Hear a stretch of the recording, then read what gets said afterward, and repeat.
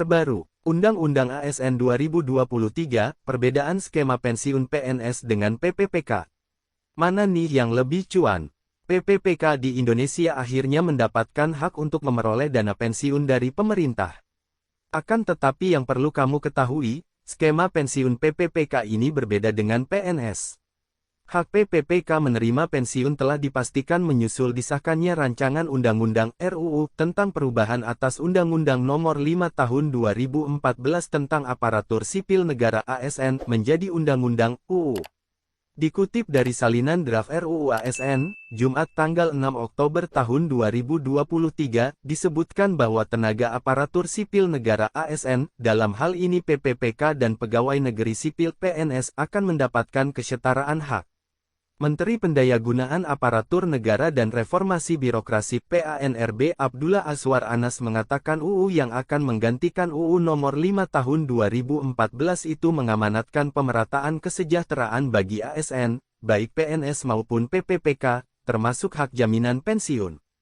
Maka, kini PPPK akan mendapat hak seperti PNS. Akan tetapi, skema pensiun PPPK ini nantinya akan menggunakan skema Definite Contribution.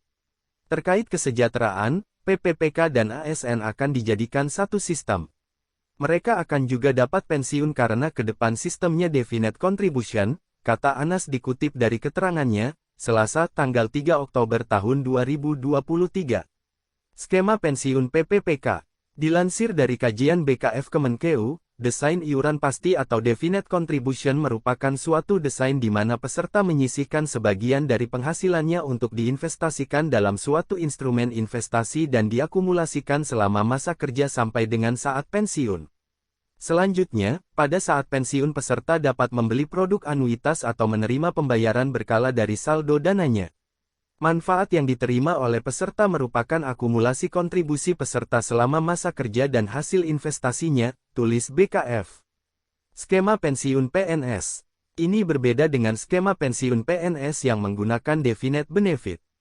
Seperti diketahui, program pensiun PNS pada saat ini menggunakan skema manfaat pasti, Definite Benefit. Skema ini menetapkan besaran 2,5% untuk setiap tahun akumulasi masa kerja dari gaji pokok terakhir dengan manfaat maksimal sebesar 75% gaji pokok terakhir.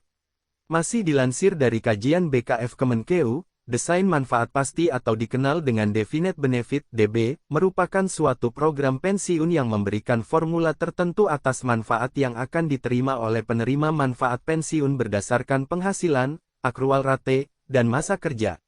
Adapun pembayaran manfaat diberikan dengan metode anuitas bulanan sejak PNS tersebut memasuki usia pensiun sampai dengan meninggal dunia. Manfaat pensiun merupakan persentase dari penghasilan sehingga replacement ratio dapat diproyeksi dengan tepat. Namun, skema jaminan pensiun PPPK ini berbeda bagi para PNS maupun prajurit TNI dan Polri. Menurut LKPP 2022, mereka mendapatkan uang pensiun dengan skema Definite Benefit atau manfaat pasti. Untuk memahami lebih lanjut, berikut beda Definite Benefit dan Definite Contribution. 1. Desain manfaat pasti, Definite Benefit.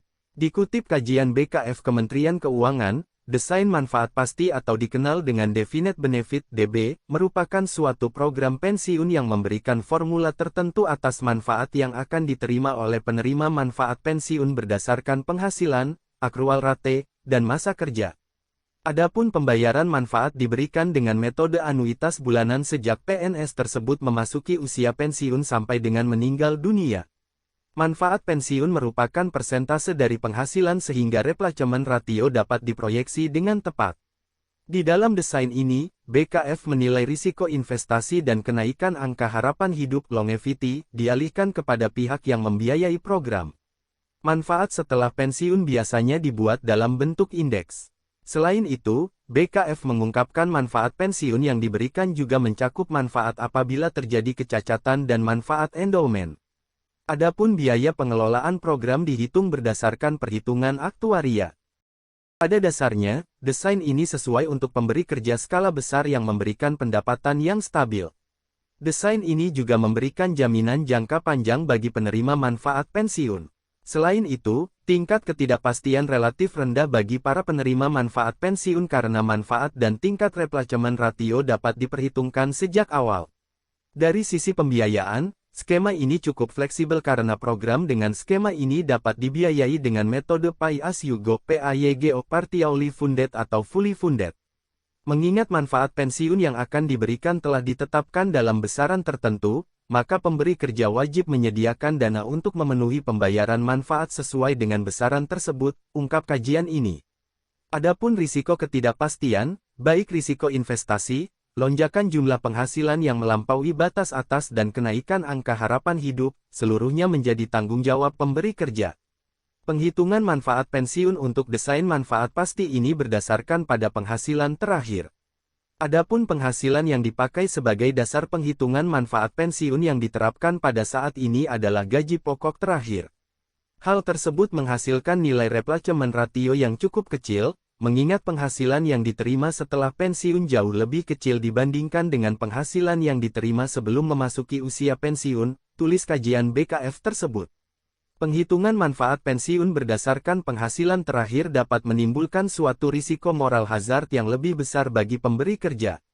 Risiko itu akan terjadi terutama ketika terjadi lonjakan jumlah penghasilan yang cukup signifikan menjelang usia pensiun. Oleh karena itu, terdapat alternatif rumusan lain untuk menghitung manfaat pensiun di dalam skema manfaat pasti yaitu berdasarkan rata-rata penghasilan selama masa kerja tertentu selama masa kerja atau Index Career Average (ICA). Di dalam rumusan ICA, menurut BKF, besaran manfaat pensiun dihitung berdasarkan penghasilan dasar pensiun pada setiap periode masa kerja, yang dinaikkan atau disesuaikan berdasarkan indeks penyesuaian tertentu yang ditetapkan pada periode-periode tersebut. Indeks penyesuaian yang umum digunakan adalah nilai rata-rata upah secara nasional. Selanjutnya, manfaat pensiun yang diperoleh pada saat usia pensiun merupakan penjumlahan dari setiap manfaat pensiun yang telah disesuaikan pada setiap periode masa kerja tersebut. 2. Desain iuran pasti, Definite Contribution. Desain iuran pasti atau Definite Contribution merupakan suatu desain di mana peserta menyisihkan sebagian dari penghasilannya untuk diinvestasikan dalam suatu instrumen investasi dan diakumulasikan selama masa kerja sampai dengan saat pensiun. Selanjutnya, pada saat pensiun peserta dapat membeli produk anuitas atau menerima pembayaran berkala dari saldo dananya. Manfaat yang diterima oleh peserta merupakan akumulasi kontribusi peserta selama masa kerja dan hasil investasinya, tulis BKF. Di dalam skema ini, biaya program lebih dapat terprediksi. Pembiayaan program dengan skema ini umumnya menggunakan metode full funding, di mana pembiayaan ini berdasarkan persentase akumulasi iuran peserta dan pemberi kerja. Program pensiun dengan desain iuran pasti memiliki beberapa kelemahan. Di dalam skema ini, peserta dihadapkan pada berbagai tingkat risiko, antara lain risiko ketidakpastian jumlah manfaat pensiun, risiko investasi dan risiko kenaikan angka harapan hidup. Sistem tata kelola, pengawasan dan pengendalian yang tepat diperlukan untuk melindungi akumulasi aset dan hasil investasi peserta, ungkap BKF dalam kajiannya. Demikian informasi Undang-Undang tentang Skema Pensiun PENS dan PPPK terbaru ASN 2023, semoga bermanfaat dan terima kasih.